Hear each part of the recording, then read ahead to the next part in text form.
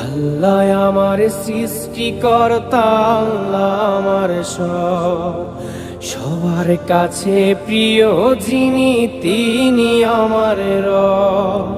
দুনিয়া করব সবাই আল্লাহর ইবাদত, দুনিয়া করব সবাই আল্লাহর ইবাদত। সব কিছুতে দিবেন তিনি তারই রহমত, সব কিছুতে দিবেন তিনি তারই রহমত। আল্লাহ আমার সৃষ্টিকর্তা, আল্লাহ আমার সবার কাছে প্রিয় যিনি, তিনি আমার রব।